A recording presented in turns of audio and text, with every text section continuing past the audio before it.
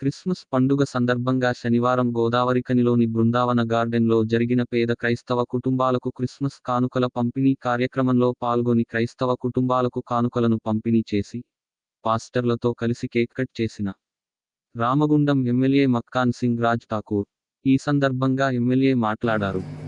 మరొకసారి శాంతి దూతగా మనందరి కొరకు పునర్జన్మించినటువంటి ఒక రోజు ఈ యొక్క పండుగను చేసుకుంటాం.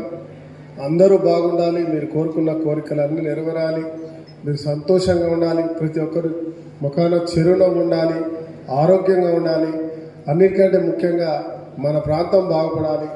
ఇవాళ నాకు అంతా పెద్ద ఎత్తున దేశవ్యాప్తంగా రాష్ట్రంలో అందరూ కూడా రామగుండం వైపు చూసే విధంగా భారీ మెజార్టీ ఇచ్చి గెలిపించిన మీ అందరికీ మరి ఆ యొక్క యేసు ప్రభు ఒక దయతో మరి వారి యొక్క ఆశీర్వాదంతో ఒక అవకాశం వచ్చింది.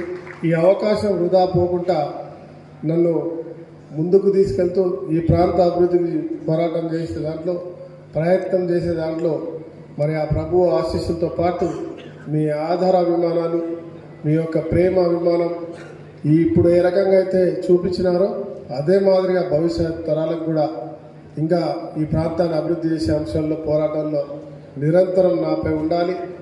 నాతో నమ్మకంగా ఉండండి. నేను చాలా స్పష్టంగా అవినీతికి వ్యతిరేకంగా పోరాటం చేసే వ్యక్తిని. ఎక్కడ అవినీతి లేకుండా ముందుకు పోయే కార్యక్రమాలు చేస్తాం. మీకు అతి తొందరలో శాసనసభకు సంబంధించినటువంటి అధికార నివాసంని కొంచెం బాగాలేదు తయారు చేస్తాం. 19 నుంచైనా లేకుంటే 27 నుంచి అయినా సరే ఈ యొక్క 6 పథకాలకు సంబంధించినటువంటి కార్యక్రమాన్ని అధికారికంగా అధికారులు అందరూ ఏర్పాటు చేస్తారు. దానిలో అప్లికేషన్స్ తీసుకునేటువంటి కార్యక్రమం మొదలవుతుంది. దాంతోపాటు ఎమ్మెల్యే క్వార్టర్లో అక్కడ రోజు ధర్మదర్శనం ఉంటుంది. మీరు చాలామంది చెప్తా ఉన్నారు డైరెక్ట్గా మేము కలవలేము, కలుస్తామని చెప్పి. మీ ద్వారా మీడియా మిత్రుల ద్వారా సందేశాన్ని ఇస్తా ఉన్నాం. ఎప్పుడైతే కార్యక్రమం ప్రారంభమవుతుందో ఆ రోజు నుంచి ప్రతిరోజు పొద్దున 8 నుంచి 9 గంటల వరకు లేదా 10 గంటల వరకు అవసరం అనుకుంటే దాదాపు 2 గంటల పాటు మీ అందరికీ ధర్మంగా ప్రతి ఒక్కరికి కూడా ప్రజా దర్బార్ ఉంటుంది.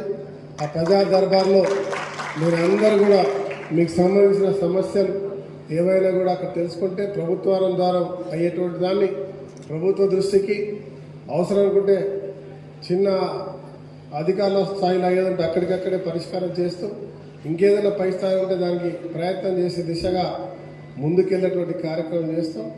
ఏ విషయంలో కూడా వెనక్కి పోకుండా ఏది కూడా మీకు ఎవరు అడ్డొస్తారో థర్డ్ పర్సన్ రావాలో 3వ వ్యక్తి రావాలి మధ్యవర్తి ఎవరో తీసుకుపోవాలని కాకుండా డైరెక్ట్గా ప్రజా సంబంధాలు పెట్టుకునే ప్రభుత్వం మీ ముందుకు వచ్చింది. ప్రజాహితం కోరుకునేటువంటి ప్రభుత్వం మీ ముందు ఉంటుంది.